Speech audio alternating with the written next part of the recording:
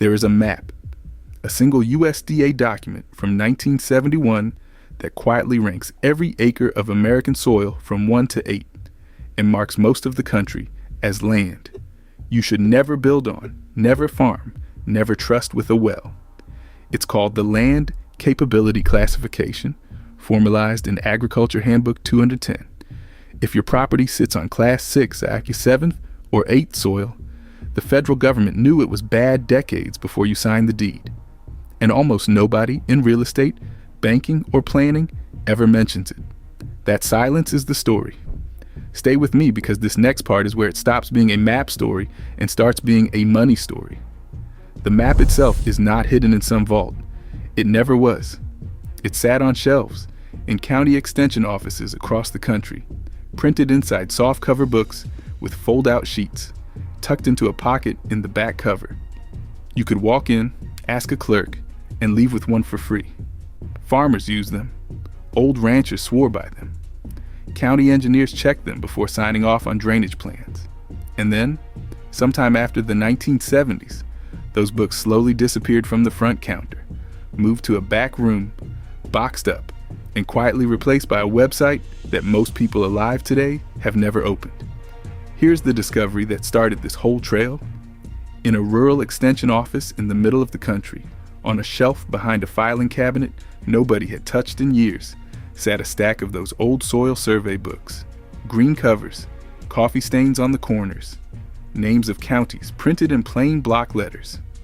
Inside the back cover of each one, folded 3 or 4 times, was a color-coded map. Reds, oranges, deep browns, pale yellows, a few streaks of green, and when you unfolded that map across a desk, you were looking at something that felt almost illegal to hold. You were looking at a county being actively sold, developed, subdivided, and mortgaged. Right now, painted in the colors of land the government had already flagged as unsuitable. Not unsuitable for farming alone. Unsuitable in many cases for septic. Unstable for foundations. Prone to seasonal flooding. Too shallow for a well. Too eroded to hold a road. And this map was not new. It was not a prediction. It was decades old. The land had not changed. Only the people buying it had. This is where the system gets almost embarrassingly simple. The USDA classification uses 8 classes. That's it. 8. Classes I, II, and the 3rd are the good ones. Flat enough, deep enough, drained enough. Land you can plant, build on, run a septic through, and reasonably expect to hold its value. Class 4 is marginal. You can use it, but you have to work around problems. Slope, erosion, wet spots, thin topsoil. Then comes the drop. Classes V, VI, 7th, and 8th are progressively unusable for cultivation and often unsuitable for pasture, permanent structures, or reliable water. Class 8 is essentially unusable land, bare rock, salt flats, steep unstable slopes, deep sand. The criteria are boring on paper and devastating in practice. Slope, erosion risk, drainage, rooting depth, flooding frequency, salinity. 6 simple factors that decide whether the ground under your feet is worth what someone is charging you for it. Think about what that means for a second. 6 factors. Not 100 pages of regulation. Not a private consulting report you have to pay 4 figures for. Not a soil scientist walking your property with a clipboard. 6 plain language questions any farmer in 1935 could have answered by walking the field with a shovel and a hand level. How steep is it? How fast does the water run off? Does it drain or does it sit? How deep can a root go before it hits rock or clay? Does it flood? Does salt come to the surface in dry years? Answer those 6 and you have your class. That is the part that stuns you the second or third time you read it. This is not esoteric knowledge. This is the kind of thing a grandfather might have told you if you had been paying attention. And the USDA simply took that grandfather knowledge, standardized it, put it on a map, and printed it in a book anyone could take home. Then a generation later, that book was on the back shelf and the grandfather was gone. And you were left signing paperwork on a lot nobody in your family had ever walked. Now hold on to this number, because it comes back later and it hits harder when it does. In certain western states, Class 7 coverage alone runs to roughly a third of the entire land area. A third. Land the USDA has flagged as severely limited, incapable of sustaining cultivation, and in many cases, unfit for anything but very light grazing or wildlife. And a lot of it is being sold right now, this year, as rural home sites, off-grid parcels, and recreational lots. Here's the part almost nobody tells you. This system did not appear out of nowhere in 1971. It was already old by then. It was already tested. It was already the product of one of the most traumatic environmental collapses in American history. The man behind it was Hugh Hammond Bennett. In the 1930s, the American plains were literally blowing away. Millions of acres of topsoil, plowed too deep, planted too aggressively, left too exposed, lifted into the air, and traveled hundreds of miles as black clouds. Bennett was a soil scientist who had been warning about it for years, and almost nobody in Congress wanted to listen. Then, in the middle of one of his testimonies, one of those dust storms rolled all the way from the plains to Washington and darkened the windows of the Capitol. The room went gray. Senators walked to the windows. Bennett didn't have to argue anymore. The dirt itself was arguing for him. The Soil Conservation Act was signed in 1935, and out of that trauma came the framework that would eventually be formalized as the Land Capability Classification. 8 classes, 6 factors, a national system for telling the truth about American soil. Understand what this was, in its own moment. This was the country making a promise to itself. Never again. Never again will Americans plow ground that cannot hold a plow. Never again will we sell hope on land that will not carry it. Never again will a family drive out to a homestead with everything they own in a wagon and find their fields gone by August. The classification was not just a scientific document. It was a scar. It was the country writing down, in plain numbers, everything it had just learned the hard way. And for a while, the country actually listened. For nearly 40 years, that system spread. County by county, survey by survey, book by book. The green-covered books piled up on shelves in extension offices from Georgia to Oregon. Farmers checked them before buying pasture land. County road departments checked them before laying culverts. Small-town bankers, in some places, checked them before writing agricultural loans. It was ordinary, working knowledge. It was not secret. It was not classified. It was as public as a phone directory.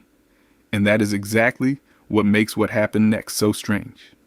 Because starting in the late 1970s and running into the 1980s, the wide public distribution of these county soil surveys began to slow.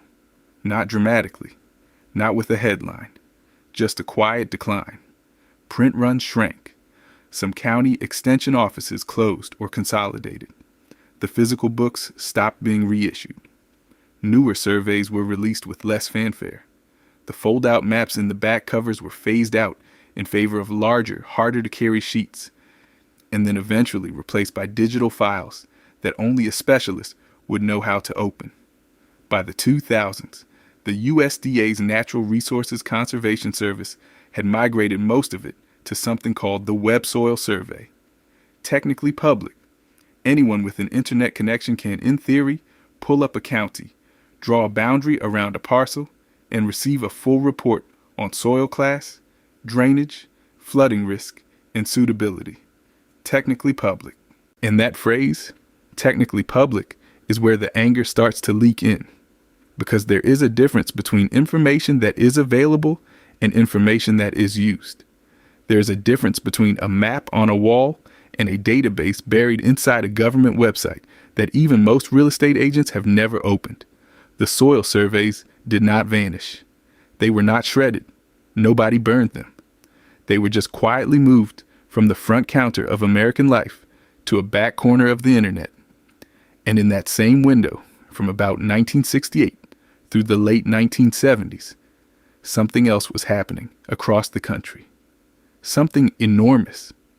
Something that made a plain, honest map ranking bad land suddenly very inconvenient to a lot of powerful people. That is the part almost nobody has connected. And once you see it, you cannot unsee it. Because the disappearance of these maps was not random.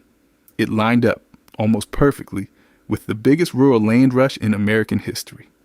And that is where the story stops being about soil at all. To understand what happened, you have to picture the country in that decade. Post-war prosperity was still humming. Interstate highways had opened up the interior.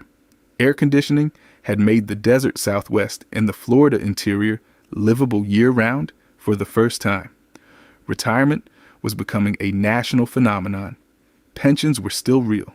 Social Security checks were arriving in mailboxes across the industrial Midwest, and millions of families who had spent 30 years in factory towns were suddenly looking at a map of the country and wondering where they could go next.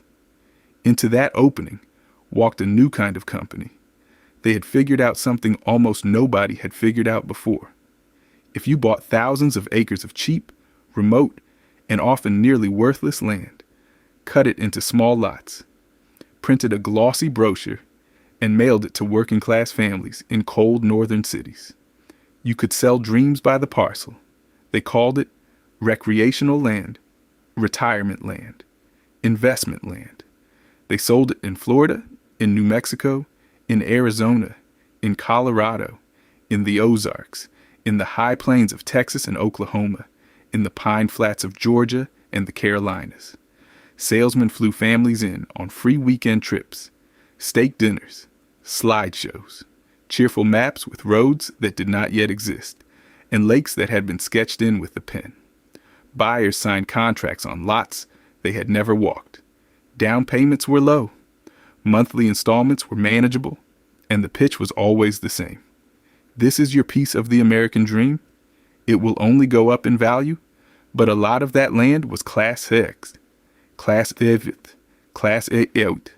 The Florida interior lots often sat on ground that flooded seasonally, drained badly, and could not support a septic system without extensive fill. Buyers arrived years later to find their quarter acre underwater half the year. Some of them held on to those deeds for decades, mailing in property tax payments on land they could not stand on in July without hip waders, waiting for a road that would never be paved and a drainage district that would never be funded. The high desert developments in Arizona and New Mexico often sat on ground that had no reliable groundwater within any reasonable drilling depth. Sellers pointed at distant water towers that would never be extended. Buyers arrived to find their lot surrounded by nothing but creosote and gravel, with no way to legally build, no well permit available, no septic percolation possible in the caliche layer 3 feet down. The Ozark subdivisions often clung to slopes that had already been logged, farmed, and abandoned once because they eroded too fast to hold anything. Buyers arrived to find their home site slipping downhill through the trees, the road cut washing out every spring, and the county unable to explain why the plat had ever been approved in the first place. Multiply those stories by the tens of thousands, then by the hundreds of thousands, then imagine what 50 years of that looks like on the property, rolls of rural America. The federal government knew. The USDA knew. The soil surveys knew. The 1971 Land Capability Classification, sitting quietly in Handbook 210, could have told any of those buyers in advance exactly what they were being sold. But almost none of them ever opened a soil survey. Almost none of them had ever heard of one. And the people selling the lots were certainly not going to hand them a copy. Congress had actually seen this coming, in a way. In 1968, they passed the Interstate Land Sales Full Disclosure Act, requiring developers who sold lots across state lines to register with the federal government and provide buyers with a property report. It was a good law on paper. It was also, in practice, one of the easiest laws in American history to work around. Property reports were dense. Buyers were tired. Salesmen were charming. And the FTC spent much of the 1970s chasing down major land marketing companies, filing complaints, negotiating consent decrees, and issuing orders that arrived years after the money had already changed hands. And notice what the ILS-FDA required and what it did not require. It required registration. It required disclosure of ownership and financial condition. It required a property report handed to the buyer before signing. It did not require the developer to include the USDA soil classification of the land being sold. It did not require a land capability rating on the disclosure sheet. It did not require a single reference to Handbook 210. The one document that could have told buyers, in 8 plain classes, what they were actually purchasing was not part of the disclosure regime.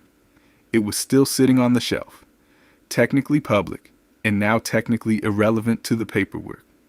Meanwhile, the soil surveys sat on the shelf, telling the whole truth in 8 simple classes, and almost nobody looked. This is where the pattern starts to sharpen. Because if you were a developer selling 10,000 lots in a stretch of Class 7 desert, the last thing you wanted was for buyers to walk into a county extension office and pull down a green book with a fold-out map inside. If you were a bank underwriting mortgages on subdivisions built over Class 6 floodplain, the last thing you wanted was for appraisers to include soil class in their reports. If you were a county government watching your property, tax base explode as thousands of new parcels were platted across marginal ground. The last thing you wanted was for the state to require soil suitability disclosure at the point of sale. And if you were a real estate board, writing the standard forms and disclosure sheets used across your state, the last thing you wanted was a line item on the sales contract that read, in plain English, USDA Land Capability Class. Because the moment that line existed, every agent in the state would have to answer it. Every buyer would ask what it meant. Every closing would slow down while somebody explained what a 7 was and why the seller's price did not match it. Nobody had to conspire. Nobody had to meet in a back room. Nobody had to burn anything. All that had to happen was that the soil surveys stayed on the shelf. The fold-out maps got harder to find. The extension offices got quieter, and the newer generations of buyers, agents, and clerks simply grew up in a world where nobody around them mentioned Handbook 210 anymore.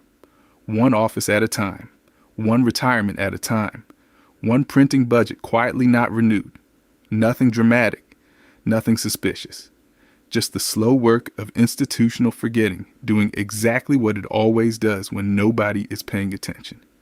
And this is the part that should sit with you, because that is how most inconvenient truths get buried in this country. Not with a shredder, not with a cover-up. With a shelf and a decade and a set of small, quiet, self-interested decisions by people who never had to talk to each other because they already understood the game. Not hidden because it was dangerous. Hidden because it was inconvenient. Not forgotten by accident. Buried on purpose. Just very, very quietly. And this is where you have to remember that number. 1/3. In certain western states, Class 7 soil covers roughly 1/3 of the total land area.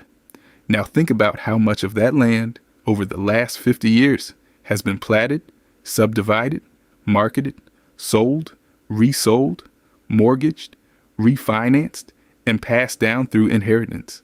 Think about the driveways cut into it, the trailers parked on it, the wells drilled and abandoned on it, the septic systems that failed on it, the tax bills mailed for it, the county assessors valuing it at prices the USDA's own maps say it cannot support.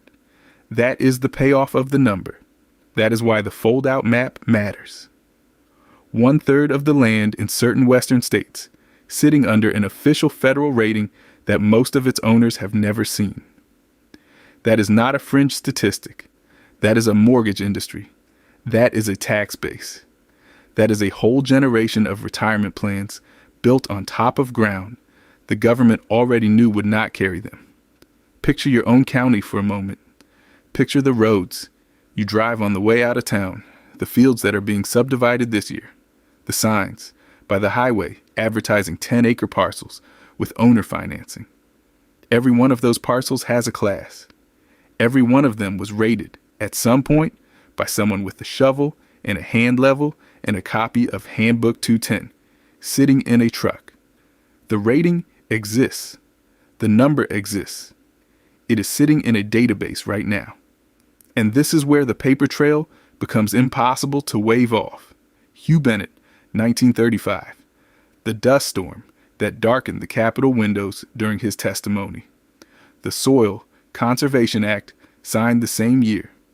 The gradual development of the land capability classification through the following decades. Agriculture Handbook, 210, updated through 1971 into the version that still forms the backbone of the system today. The Interstate Land Sales Full Disclosure Act of 1968, which required registration but never required soil class disclosure. The FTC actions of the mid-1970s against interstate land marketers, each one a case file, each one a public record, each one a story of buyers who trusted a brochure over a map. The transition of the USDA's Natural Resources Conservation Service to digital-only public access through the 1990s and 2000s, with the physical books slowly phased out of county offices, warehoused, and in many places thrown out entirely. Every one of those is a real, checkable point in the record. None of them are theories. None of them are guesses. They are the beams of a house that has been standing in plain sight for decades, and almost nobody has bothered to walk into it. You can pull any one of them up right now. The handbook is cited in academic soil science texts. The 1968 Act is still on the books. The FTC decrees are in the Federal Register. Bennett's testimony is in the Congressional Record. The Web Soil Survey is one search away. Every beam holds.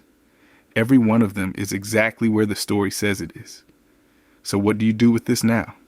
Because the map still exists. That is the strange, almost comforting part of all this. The data is still there. The classifications did not go away. Nobody deleted them.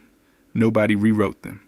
The Web Soil Survey is still online, run by the USDA's Natural Resources Conservation Service, and the underlying data is exactly the same data that used to sit in the back cover of those green books.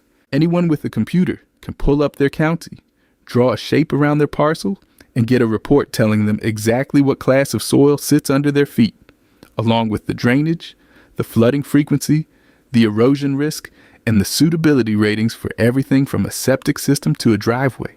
Technically public, as always, but now you know where to look. And knowing where to look is more than 99% of Americans have ever known about this map in their entire lives.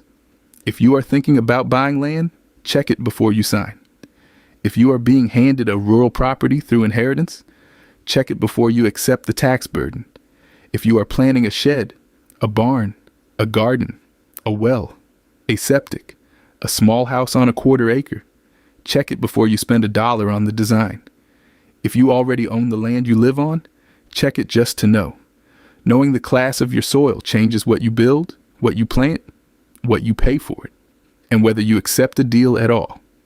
It is one of the cheapest and most powerful pieces of due diligence in American life, and almost nobody does it.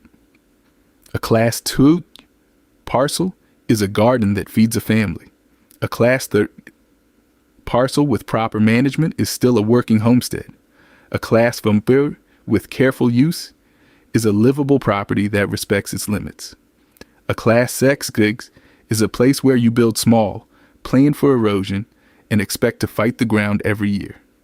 A Class 7 is a place where you accept that the land will not be tamed, and you either love it for what it is, or you walk away.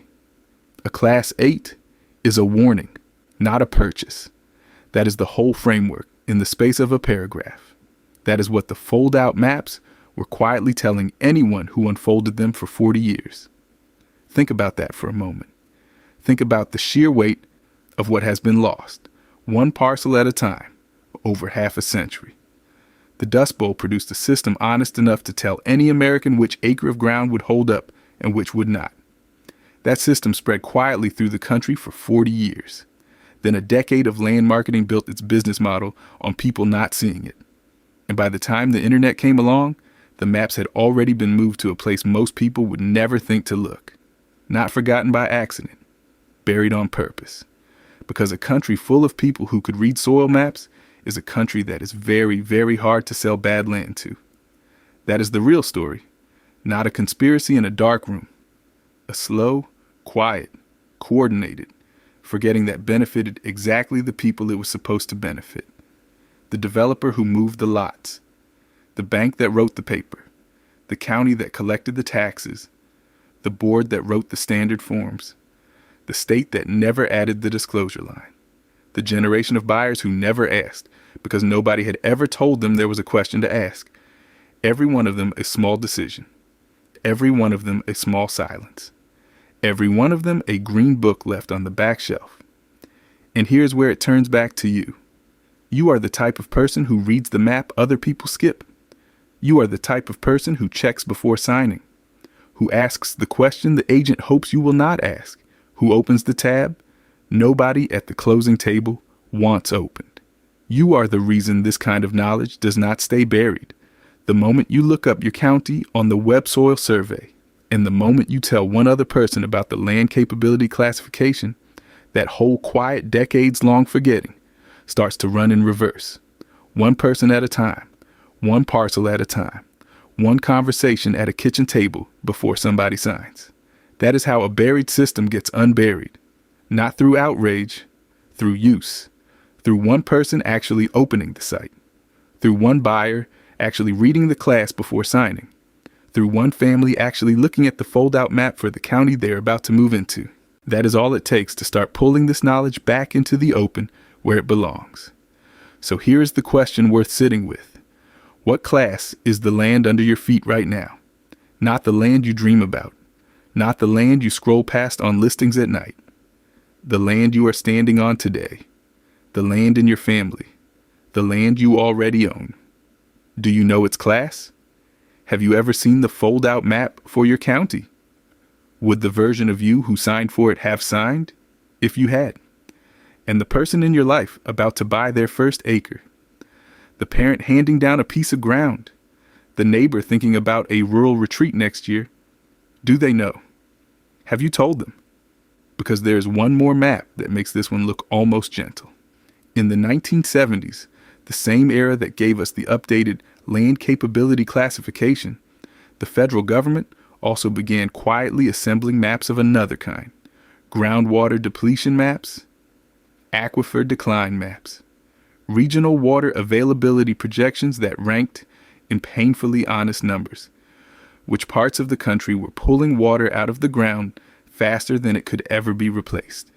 The Ogallala, the Central Valley, the desert basins of the Southwest, whole regions where the water table has been dropping for so long that entire counties are living on borrowed time, and nobody in the real estate listings ever mentions it.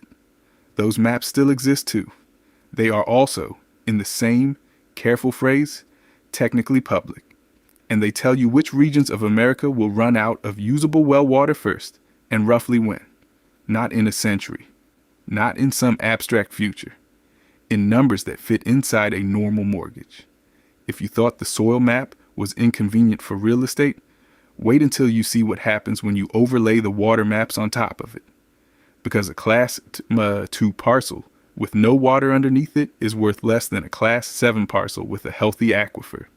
And there are entire subdivisions in this country right now sitting on soil that is technically farmable and water that is technically running out. That combination is the next story.